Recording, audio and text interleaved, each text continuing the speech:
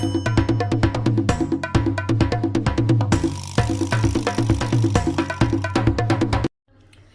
عليكم احبابي، كيف دايرين؟ لاباس عليكم؟ نتمنى تكونوا كلكم بخير وعلى خير، تلقاكم صحه جيده ان شاء الله. عواشر مباركه دخل علينا وعليكم الصحه والسلامه والرزق وبالتيسير ان شاء الله باذن الله. واليوم ان شاء الله كيف شفتوا من العنوان غادي نصوبوا عسل 100%، عسل بطبيعه الحال منزلي اللي كتحتاج، خصوصا دابا ما شاء الله جايين كنصوبوا معسرات وشحال من حاجه دونك كنحتاجوا فيها العسل.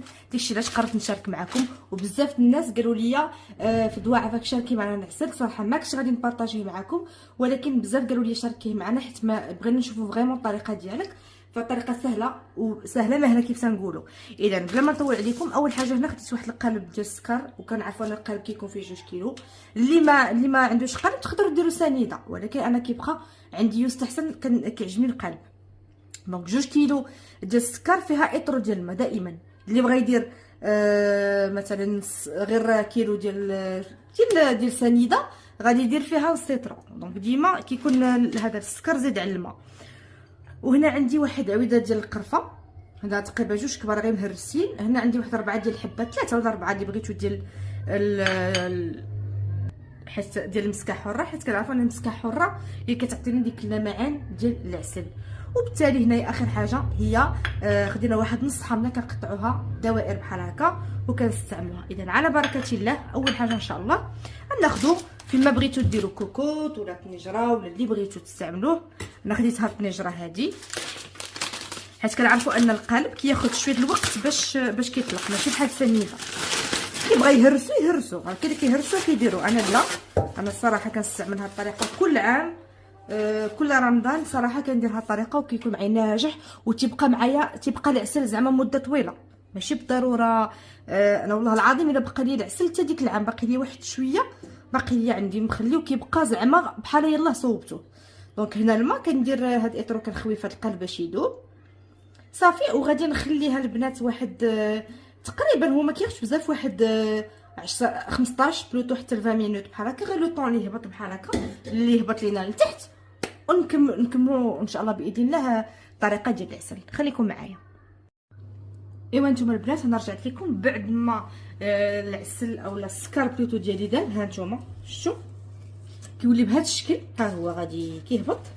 اش غادي ندير دابا في هذه اللحظه؟ غادي نشعل عليه النار اللي غادي تكون في الاول مرتفعه، في الاول تكون مرتفعه صافي. بطبيعه الحال غادي نضيف كلشي. دونك غادي ندير الحامض اللي قطعنا دوائر، وغادي ندير عويده القرفه. وبالنسبه للبنات تقدروا ديروا اي اعشاب بغيتو. دونك هذا ما غاديش ندير مسكه حره دابا، كنديرها حتى الاخر. الوغ كيف قلت لكم تقدروا ديروا اي حاجه، تقدروا ديروا الزعتر، تقدروا ديروا الباديانه، كاع الاعشاب، اي اعشاب بغيتو تنسموا بها العسل ديالكم ديروها صافي. كنحرك بهذا الشكل وغادي نشعل عليها النار المرتفعه. هانتوما كيف كتشاهدوا معايا البنات، انا درتها في النار المرتفعه في الاول في هذا الاثناء، حيت ملي كندير هكا كنطلع السكر. شفتوا؟ دونك كنخليها مرتفعه على ما غاديش تبقى تبان لي السكر نهائيا، يعني من نطلع المغرفه تولي بحال الماء، ما تبقاش تبان نهائيا. في هذه اللحظه عاد غادي نقلل البوطه بحال الشميعه، نخليها مهيله مهيله مهيله طيب على خاطرها. وعاد بطبيعه الحال نوريكم من بعد الشكل النهائي ولا العمليه المواليه. مي كيف قلت لكم في هذه اللحظه ها انتم راني دايره النار مرتفعه. شفتوا؟ ها باش نوريكم مجهده ياك. ومني غادي من بعد غادي نقص عليها، نخليها مهيله نيت في الفم الكبير، يعني هذا احسن صافي. خليكم معايا. في هاد الاثناء احبابي ها نتوما شوفوا الا شفتوا معايا دابا ملي كنهز، ها نتوما ملي كنهز ما كنلقاش سنيده. شفتوا؟ دابت، هاي دابت. في هاد اللحظه ملي كنوصل لهاد المرحله دابا غادي نقص على النار حتى للحد ونخليها طيب مهيله. تقريبا هي كتاخذ معنا واحد ساعه ساعه ونص بحال هكا، ولكن على مهل باش تجينا ناجحه 100%. وهذا الشيء اللي كاين. وملي طيب ان شاء الله نرجع معكم.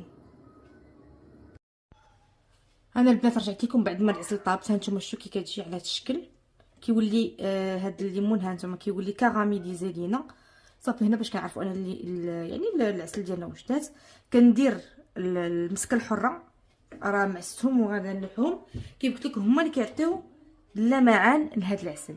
صافي من بعد راه واضحه القضيه. غادي نصفيو هاد الحامض والعويدات القرنفل اللي درنا، ونوريكم الشكل ديال العسل النهائي.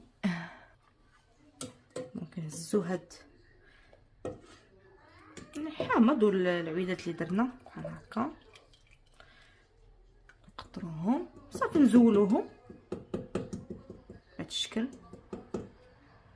راه كتجي ناجحه البنات 100%، وكتجي عسل ليه زوينه والله العظيم. واخا سنيده في المذاق كتجي زوينه. كيف قلت لكم هاد العسيله ان شاء الله غادي نديرو بها معسلات. صافي ما بقى والو، المعسلات ان شاء الله باذن الله.